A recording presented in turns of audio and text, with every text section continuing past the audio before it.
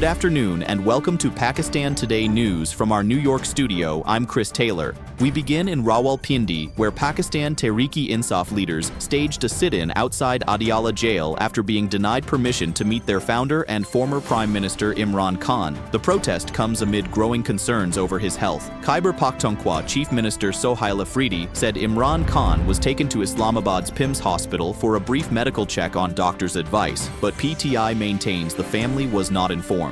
Information Minister Ataullah Tarar has insisted that Imran Khan's condition is stable and that he was returned to jail after what he described as a minor medical procedure. PTI officials are now demanding immediate access for family members and private doctors and say they have filed a court petition seeking permission for a meeting. Meanwhile, the Islamabad High Court has raised serious concerns over repeated denial of access between Imran Khan and his legal counsel in the ongoing X-account case. During proceedings, Justice Arbab Muhammad Tahir observed that without direct consultation, the defense cannot effectively present final arguments. The court has directed State Counsel to submit a detailed response and scheduled the next hearing for February 24th. Judges emphasized that the case cannot move forward unless meaningful lawyer-client interaction is ensured, with the petition pointing to broader concerns about restrictions despite earlier court orders. Pakistan has also made its position clear on rising regional tensions involving Iran. Officials say Islamabad firmly rejects any use of force or coercive measures and is urging all parties to resolve disputes through dialogue and diplomacy. Prime Minister Shehbaz Sharif spoke with Iranian President Masoud Pezeshkian, stressing the importance of peace and stability in the region. Foreign Minister Ishaq Dar echoed that stance, saying diplomacy remains the only viable path forward as tensions increase amid Western pressure and a U.S. naval buildup in the Gulf. Pakistan's remarks come as international concern grows, including EU sanctions and warnings from Iran's military leadership against potential attacks. In Washington, U.S. President Donald Trump said he hopes to avoid military action against Iran despite the escalating situation.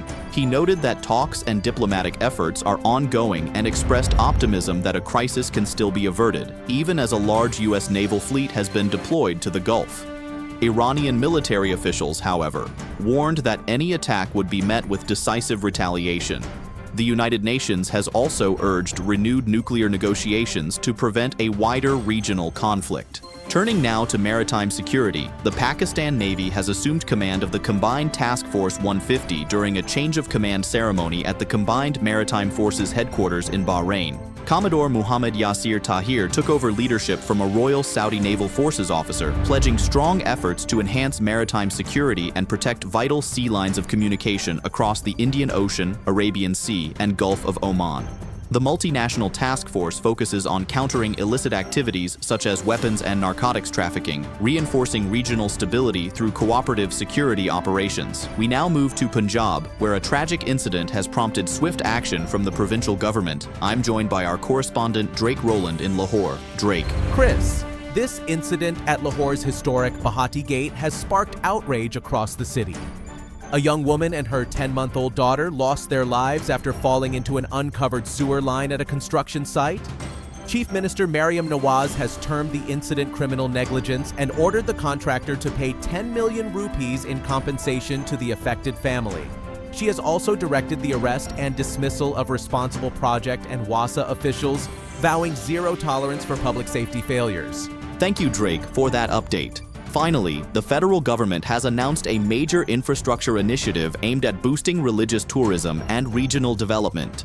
Two key Sikh pilgrimage sites, Kartarpur and Nankana Sahib, are set to be linked to Pakistan's national motorway network.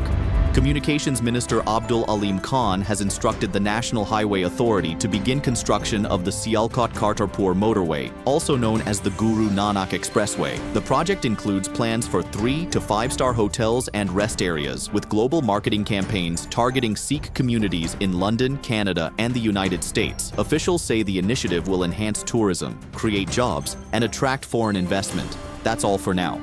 You're watching Pakistan Today News. I'm Chris Taylor.